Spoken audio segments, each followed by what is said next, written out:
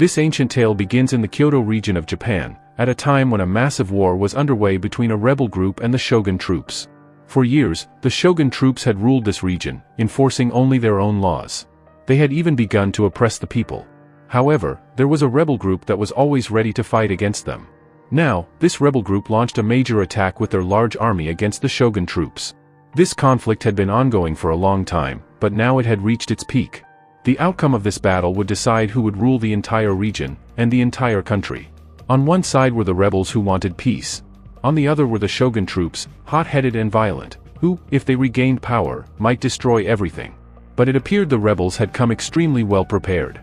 They executed every step according to plan and managed to kill many soldiers. The shogun troops lost a great number of their men, and their strength began to dwindle. After a long and intense battle, it was finally decided, the rebel group had won. They hoisted their flag and took control of the entire region. But the shogun troops refused to accept defeat. One of their commanders, Hajime, was furious and began criticizing everything about the rebel group. He even fiercely challenged a rebel warrior named Kenshur. Now, Kenshur was a samurai who belonged to the legendary Batusai clan. Batusai was a samurai so skilled he could finish a man with a single slash. Kenshur, being a descendant of Batusai, likely carried the same DNA and abilities. Kenshur had played a crucial role in the war. But when Commander Hajime challenged him to a fight, Kenshur laid down his sword. He had already killed enough people, and now that they had won, he felt no need to prove anything further. Kenshur had even promised his family that once this battle ended, he would leave it all behind. He planted his sword, still stained with the blood of thousands of soldiers, into the ground, symbolizing his decision to step away. It was proof of how great a samurai he truly was. The shogun troops were completely defeated, and their reign was over. Years passed, and now the story jumps to a moment 10 years later. Japan had become a peaceful country, ruled by the rebels who had brought peace and stability. They worked toward harmony across the land. Now we are introduced to a businessman, cruel and cunning. His goal was to completely overthrow the Japanese government. He constantly tried to incite riots and conflict within the government to cause internal strife. This businessman created strange and dangerous drugs and distributed them to various countries. But the new Japanese government had imposed a strict ban on all of these activities.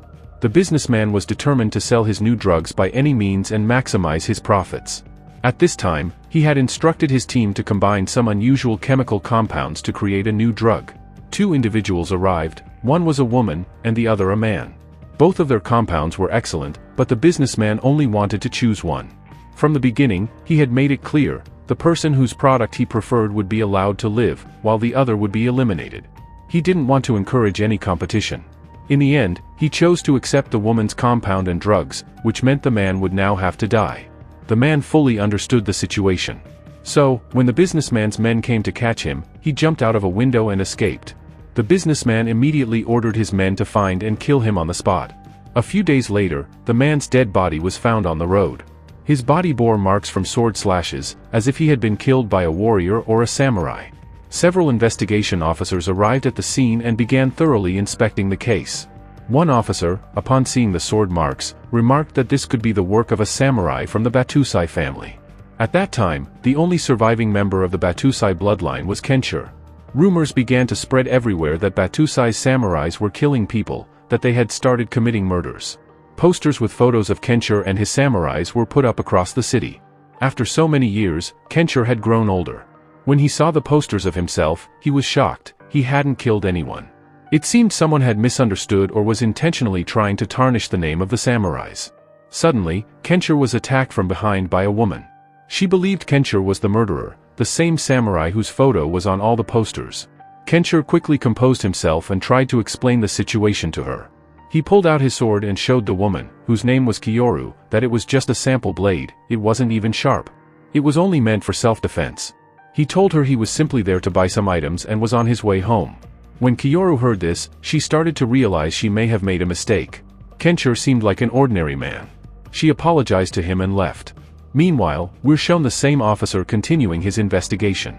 He eventually reached the businessman, suspecting that he was behind the man's murder. The officer began questioning him, asking why he had the man killed. But the problem was that the officer had no evidence to prove the businessman's involvement. The businessman's lawyer, of course, claimed the same, that there was no proof against his client. That's why the officer couldn't arrest the businessman just yet. When the businessman returned to his main headquarters, his men informed him that the woman named Megumi had disappeared. She had run away with all the drug samples. The businessman became furious and told his men not to bother looking for her. Instead, he assigned the task to one of his special operatives, an individual named Jin, who belonged to a samurai family. Jin was from the Shogun troop, which meant he was an enemy of Kenshi's group. Meanwhile, Megumi was shown hiding inside a police station, feeling safe for the time being. She had already told the officer everything and was also given a secure place to stay. However, somehow, Jin found out her location. He stormed into the station wielding his terrifying sword and began killing every police officer in his path. His movement speed was extremely fast, and one by one, he eliminated all the officers.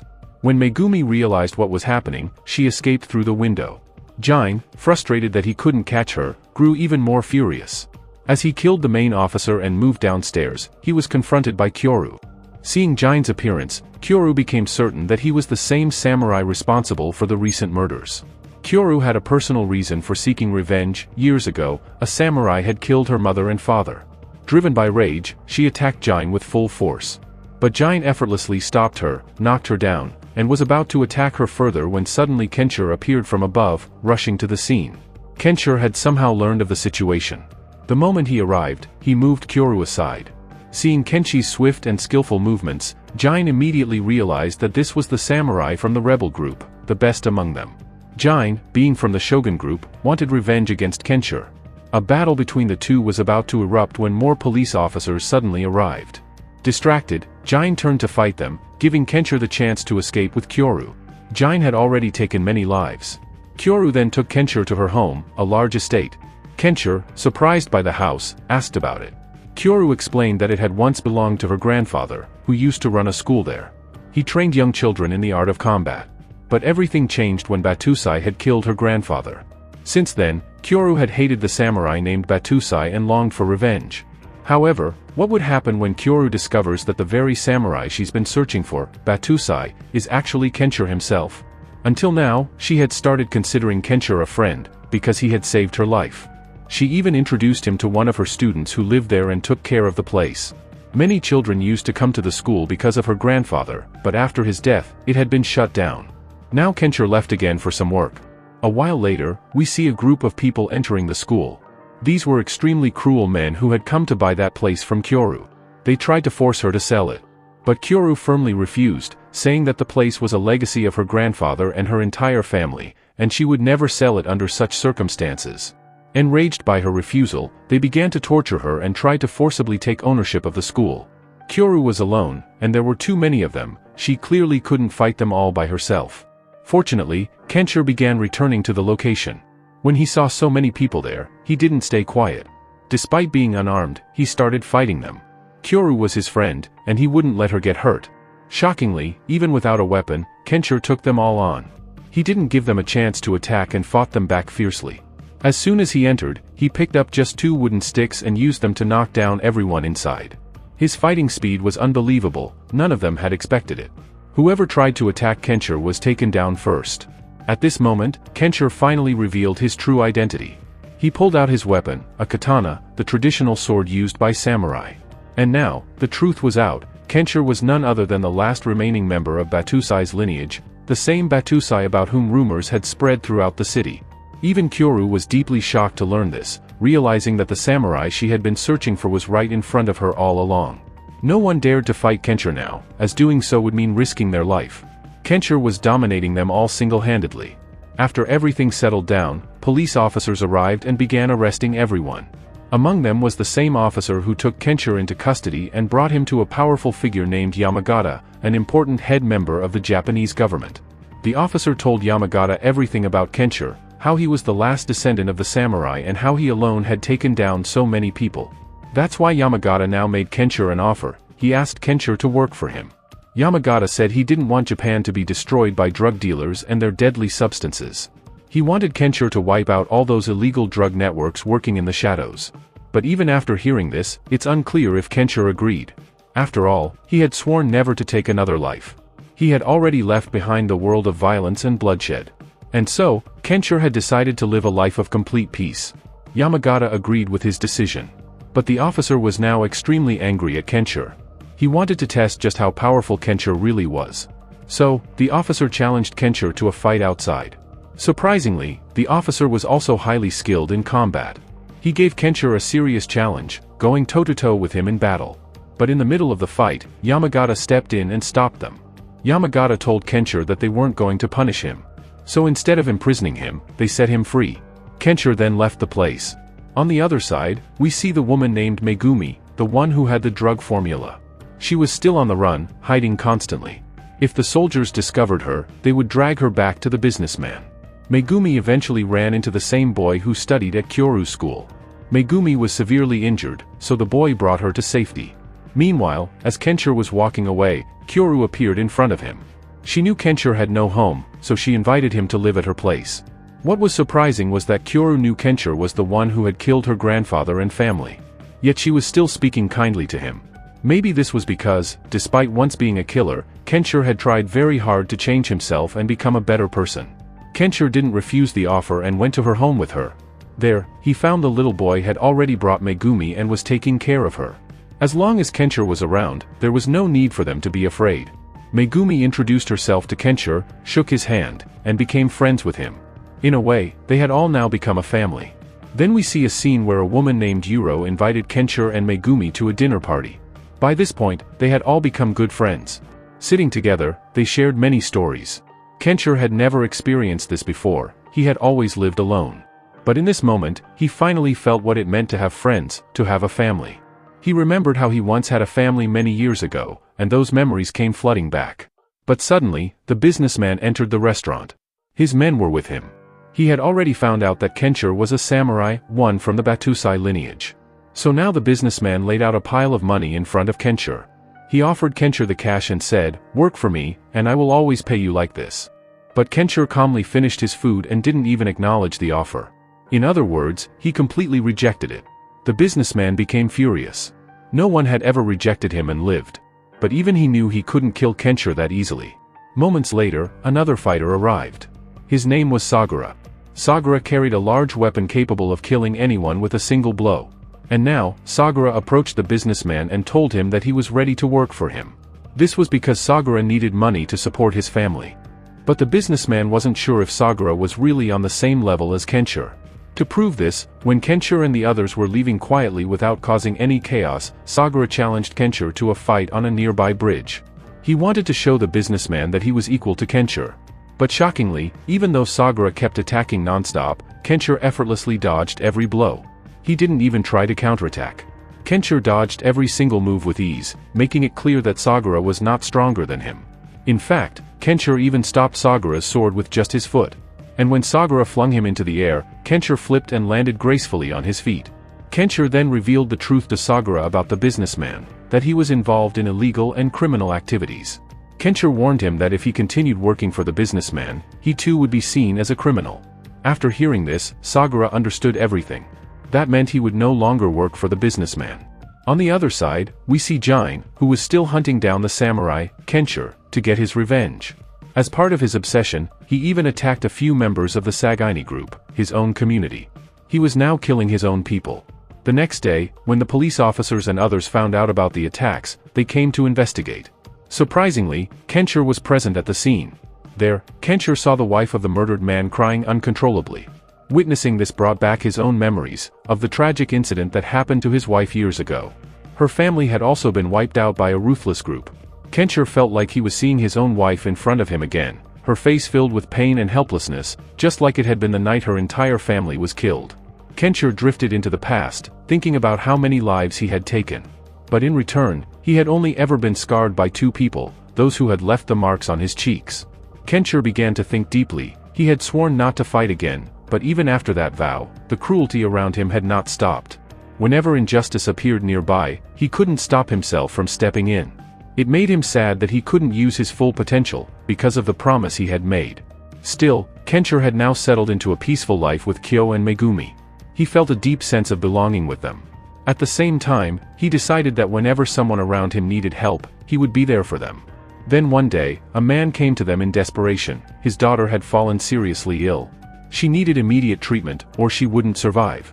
But the problem was that others were showing up with the same symptoms. It looked like an epidemic had broken out all at once.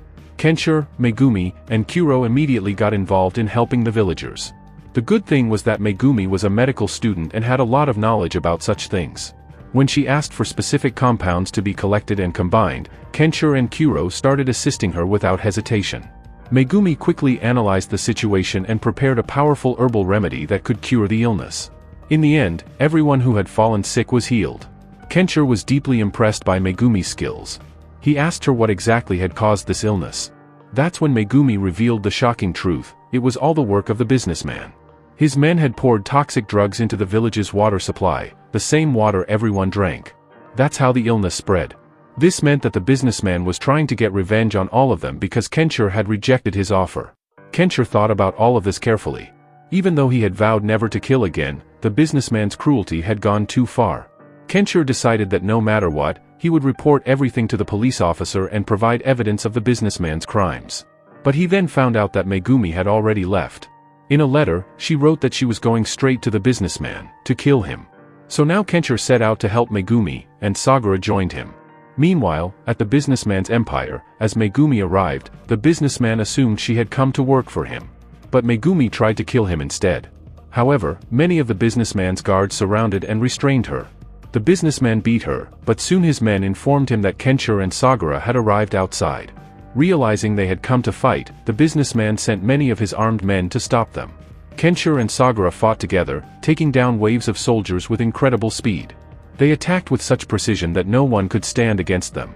After defeating all the guards, they entered the building, only to find that the businessman had now sent his two strongest fighters to deal with them.